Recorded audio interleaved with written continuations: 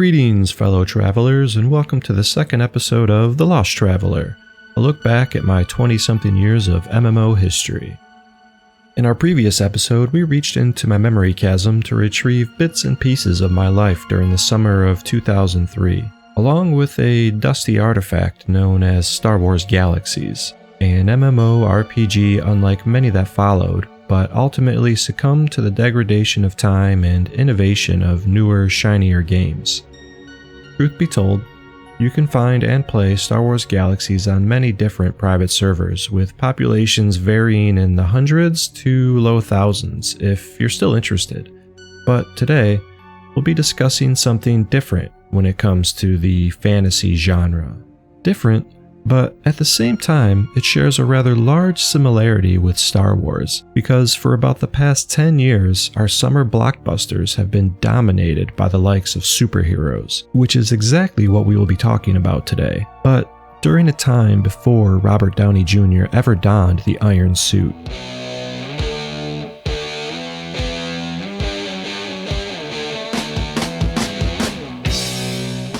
Because City of Heroes was released in 2004, and this is exactly where I found myself after departing the glittery black sky of outer space, on the mean streets of Paragon City and Atlas Park, ready to punch crime in the face and crunch oppression under my boots.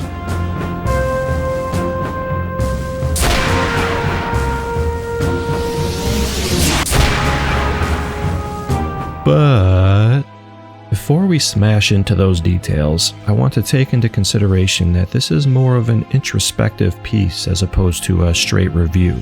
So I want to discuss why the idea of a superhero MMO appealed to me more so than, say, RuneScape, Lineage 2, or EVE Online. Because ultimately, my stay in City of Heroes was sort of a pit stop or layover before World of Warcraft. But just because my time there was a proverbial drop in the barrel, that doesn't mean that it didn't have an impact. As I said in the previous video, I grew up watching a lot of high-action, larger-than-life movies which seemed to have an effect on the sort of things I enjoyed in role-playing games. Well, I was also consuming a fair amount of sequential art at the time, whether it was the Sunday funnies or, to keep it more relevant for this video, superhero comics. When I was a young lad during the late 80s and early 90s, I was heavily influenced by cartoons, which also happened to have a lot of comic books correlating with one another. So naturally, when my dad took us to a local haunt and I was allowed to pick one, maybe two comics at most, I almost always went for Teenage Mutant Ninja Turtles or Spider-Man, with the occasional "what the" thrown in, because I liked that it made fun of how silly the idea of superheroes are. In any case, I wasn't choosing these comics necessarily for story reasons, but simply because I liked the characters, their jokes, and the action. If I wanted to actually read and understand a comic, I went for Calvin and Hobbes.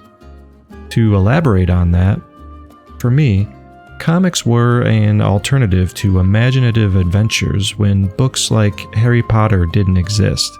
And it was still a little time before Goosebumps really took off in the mainstream. But even if they did, I can't say if I would have enjoyed them. I found that concepts and dialogue were easier for me to grasp when accompanied with images. Suffice it to say that maybe I struggled as a kid in social situations and understanding nuances with story, but this is the magic of comic books. I could see almost everything that was going on within the panels without needing to read or interpret the language, because for me, that language was the art. The images that were crafted could show emotional and physical responses to whatever was happening, and it simplified everything for me. Which brings me to why this all matters in the context of this video. Comics, superheroes, alter egos, it all became an ingrained sense of safety. Cool heroes with fantastic abilities and friendships that my imaginative brain could daydream about, and loners with narrative personalities that I could relate to on a more personal level. But to simplify everything, I just really loved seeing my favorite characters kicking butt, cracking jokes, and saving the day. which all directly correlates back to why I found City of Heroes to be more intriguing than other established MMOs at the time. Because instead of living in my head, I can now enter a digital world and have my own superhero moments, gallivanting through the cityscape, saving people from skullduggery type villains, and standing atop skyscrapers, surveying my territory. Or at least that was what I hoped for. City of Heroes was released about a year after Star Wars Galaxies, and I can't recall how I heard about it, most likely from one of my brothers, but nonetheless, it was my second attempt at finding an MMO home, but ended up being more like a short vacation in New York City. Of course, I didn't realize at the time that I was searching for something more meaningful from a game, but when you're playing games with family, almost any game can feel cozy. City of Heroes was definitely a vastly different experience from my time with Star Wars Galaxies. The zones were instanced, meaning that you had to go through a loading screen every time you traveled somewhere different. The WASD keys were the default system for movement. Questing or running missions was way more interactive in that you actually talked to NPCs, and the combat felt way more impactful. I mean, look at this.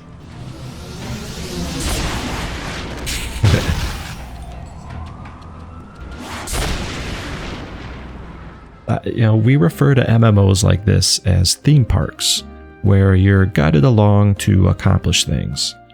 Whereas Star Wars Galaxies was a sandbox, and you make the choices for progression.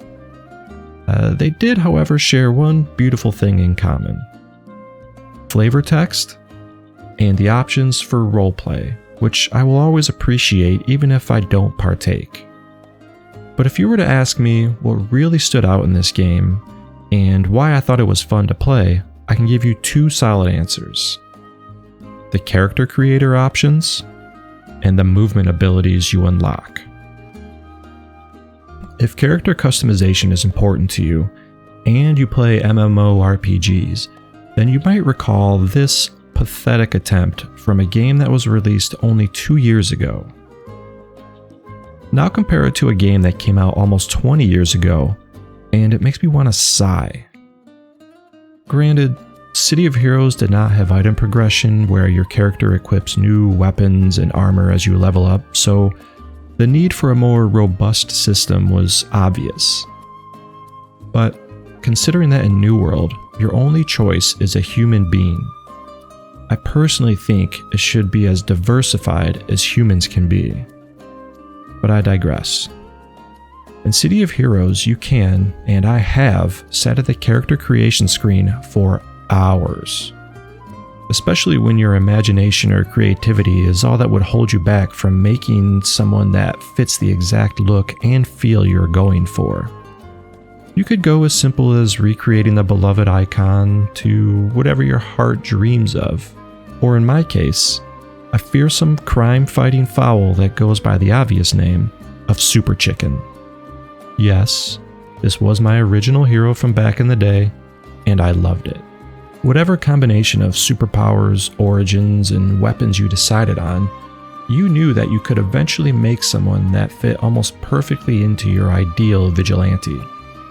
And speaking of superpowers, did I mention that you could have an avatar with anything from protruding bone spikes and radiation shields to mace-wielding ice giants and everything in between? I was always partial to the satisfying contact of a good old punching because it reminded me of the Tick and the Hulk.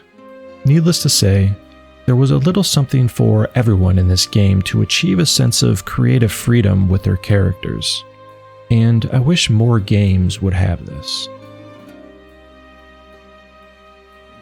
Where character customization and choices initially drew people into the world and whet the appetite for possibilities, I think that movement and gameplay is one of the key components for a game to have prolonged success, and City of Heroes missed the mark in some regard. Like the floaty feeling it had when making minor adjustments in your movement, or having to jump over every tiny little curb. I mean, this is silly. But one really cool thing that made up for a portion of this was the abilities you were able to choose once you hit level 4. Being that you are a superhero, it's only natural that you should be allowed the freedom of flying, super speed, or my personal favorite, super jumping. Oh man, I can't tell you how fun it was the first time I discovered this. I know it looks a little silly, but it felt really cool to jump from skyscraper to skyscraper, leaping for miles over the goings-on of the city. It's one of those little touches that reminds you you're in a virtual comic, playing out scenarios that were usually reserved just for your imagination, but narrated by another person's creative flow that was put onto paper. I would spend lots of time hopping around and taking in views, seeing how high I could get, and then stepping off the ledge to a free fall that ended in a forceful landing. Whatever your choice of movement was, you can rest assured that it made your time spent in the game feel more productive and your hero more super. Now, with everything that I've talked about, I just realized that I have yet to discuss why I left City of Heroes, because these videos are inevitably the story of a traveler searching for a place to call home. But I'm sorry to say that I don't think it had anything to do with what the game had to offer or not offer, or terrible patches ruining gameplay or anything like that. As a matter of fact, I don't even think I hit max level or experienced what the game had to offer for endgame players. As much as I loved my stay in Paragon City, I don't think I was ever quite that emotionally attached. I don't even recall visiting the forums. I simply enjoyed my time living out my childhood daydreams of fighting crime as a masked crusader. And that was about it. Because in the background, I was biding my time for something else that was coming down the pipeline. And with the thought of what was just over the horizon, the lost traveler folded his tights, hung up the cape and cowl, gave one last look across the brick and mortar cityscape before turning his back on justice. For with that horizon dawned a new adventure that would sweep him off to a distant world full of strange humanoids, dragons, magic, and tragic tales. And that world is called Azeroth.